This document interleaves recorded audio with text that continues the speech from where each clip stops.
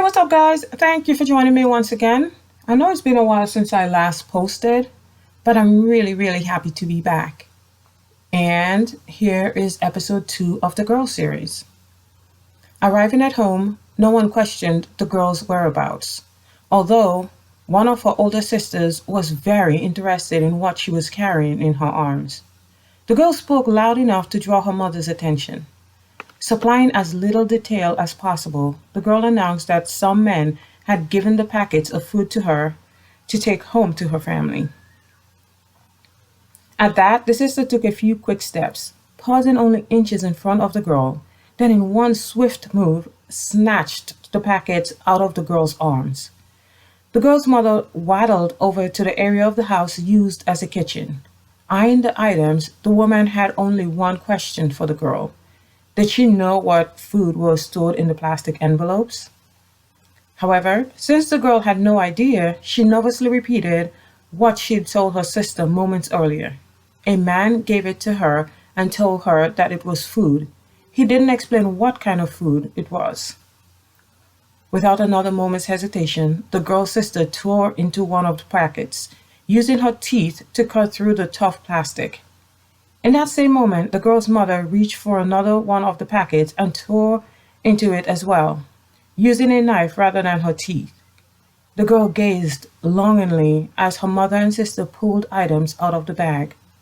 The girl's mother read the label on each pouch: crackers, cheese, chickpeas, some kind of cured meat, and a few other items, at which instead of saying the words out loud, the girl's mother simply nodded.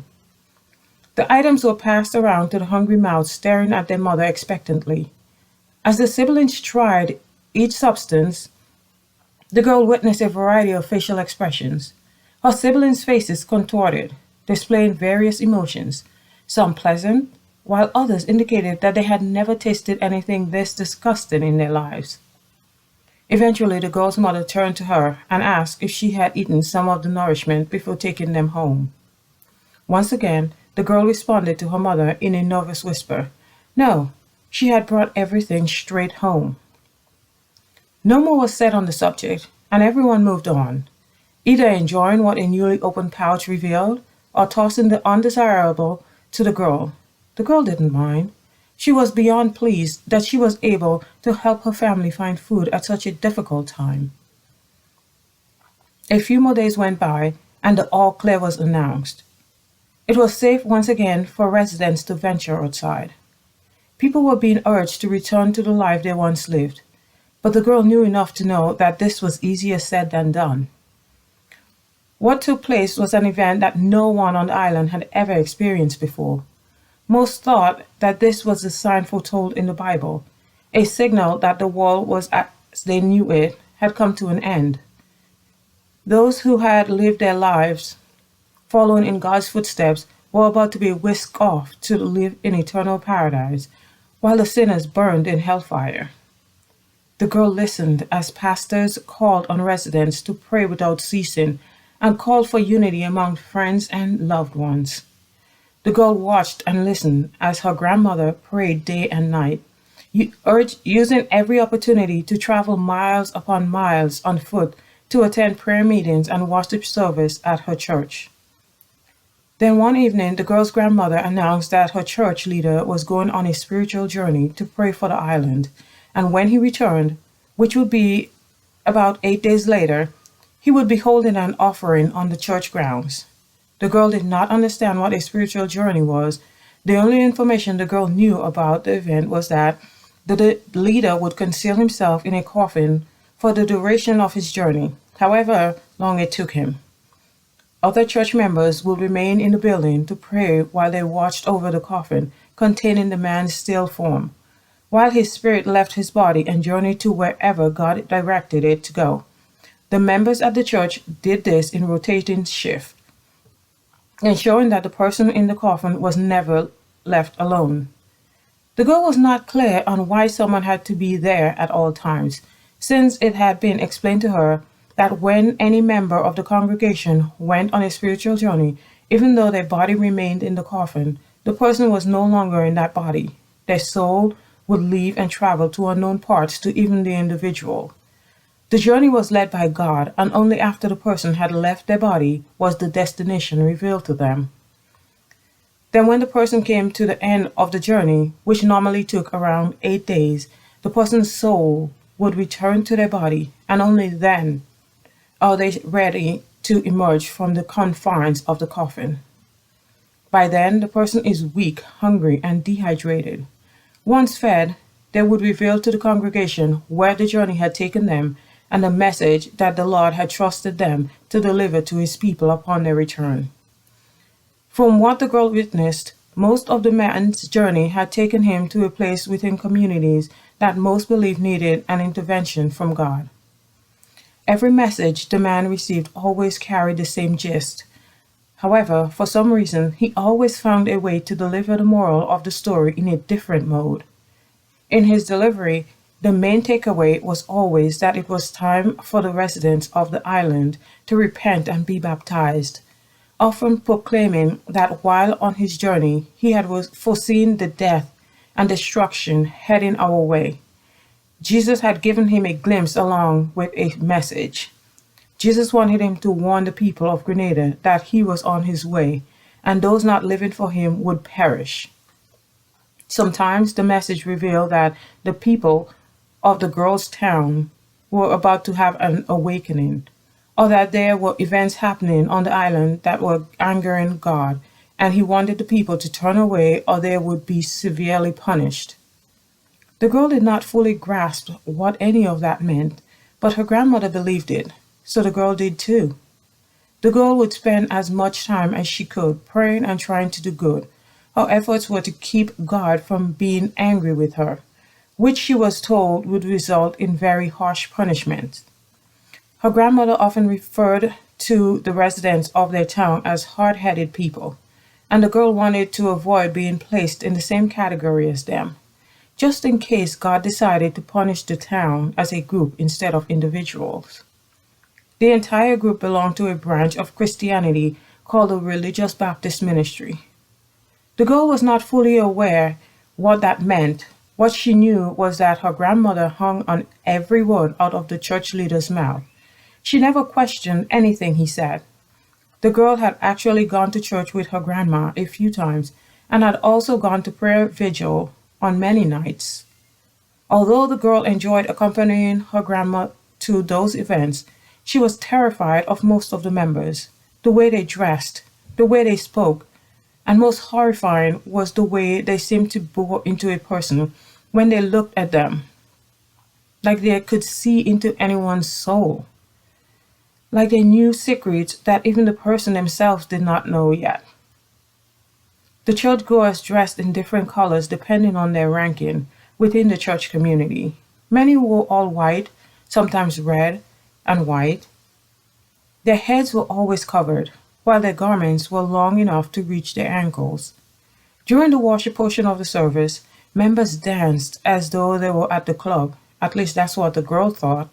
Then out of nowhere, someone would start speaking in a language that only the senior church members understood.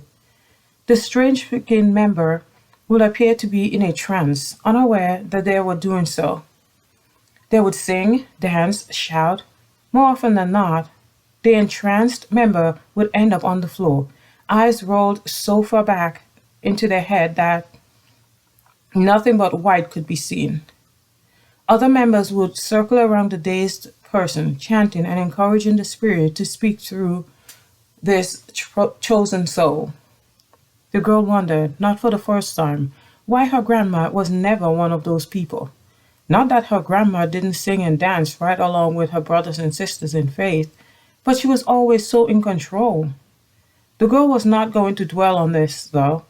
The news that there were going to be an offering was the best news that the girl had received in a while. To the girl, the best part about going to an offering was the excessive amount of food that was given freely. The other events the girl did not really care about. For instance, the killing of the chicken and goat. Someone would chop off the head of the chicken and let it flop around for a long while until it had no movement left in its body. Then the headless bird would be lifted off the ground and dipped into a pot of boiling water. only to be removed moments later and have every feather plucked from the body, on its way to being gutted and dismembered. The torture for the goat was different, though.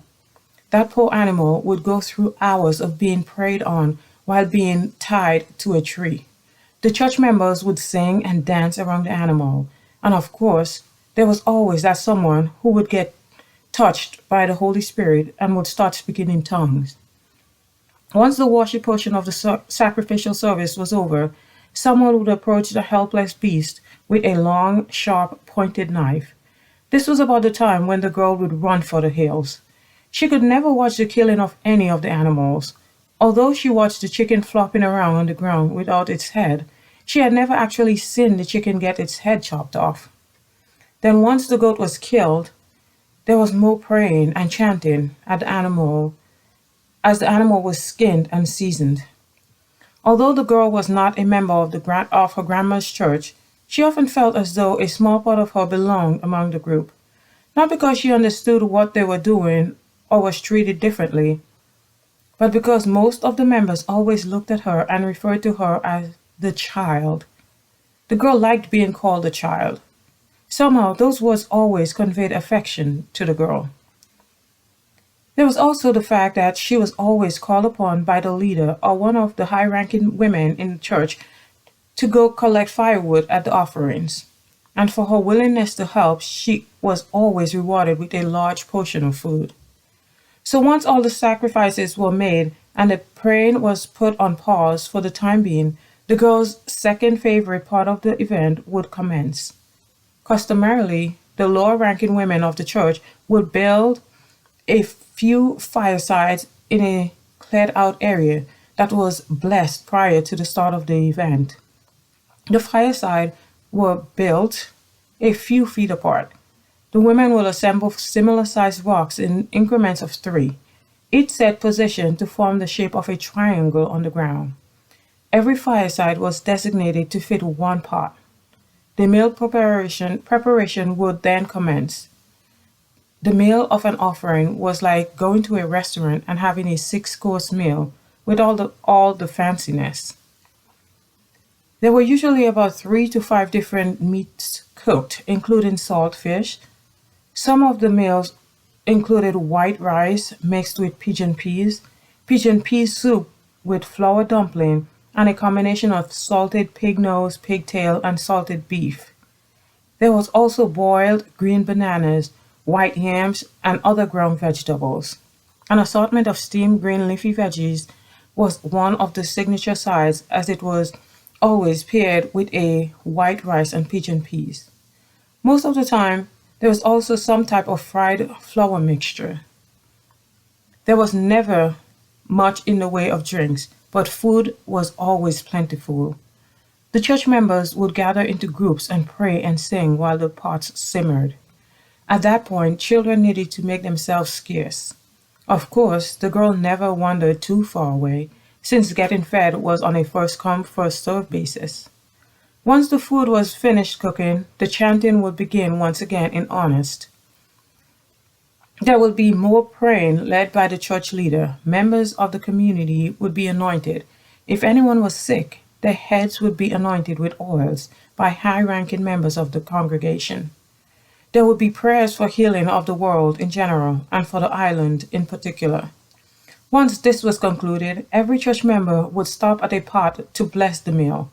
At the conclusion of this final prayer session, faithful followers of the church would take their places in front of a pot, and then it was time to start dishing out the grub. One of the girls' favorite things about the dishes was that very few people brought plates and bowls from home, and the congregates did not supply them either. A big part of having an offering other than the prayers was for members of the community to come together as one, no one better than the other. What better way to demonstrate this than to have everyone eat using the same type of utensil? During offerings, rather than using man-made utensils, everyone returned to the provision that was made by Mother Earth. So for eating, everyone used banana leaves for everything other than the soup. But even so, the soup was served in what was known to the locals as calabash, basically the hard outer shell of a bolie, and almost everyone ate with their fingers. The girl loved that in that moment no one was in a position to look down on another. There was no separation of class. No one was better or worth more than the person sitting next to them. At that moment, everyone was eating a free meal supplied by a church that most did not belong to, but had only showed up for the free food. Most people pulled what is now known as a dine and dash, knowing that at night the event always ended with a service and about a 2 hour long prayer session. The girl's mouth watered thinking about the meals. It had been a while since she'd enjoyed one of those meals. Thinking about having them all in the same day felt like Christmas had arrived early. Doubting that her grandmother would leave her out of the event, but to be on the safe side, the girl told her grandma that she would be accompanying her to church that Sunday. There was no way she was even going to risk missing out on such a treat.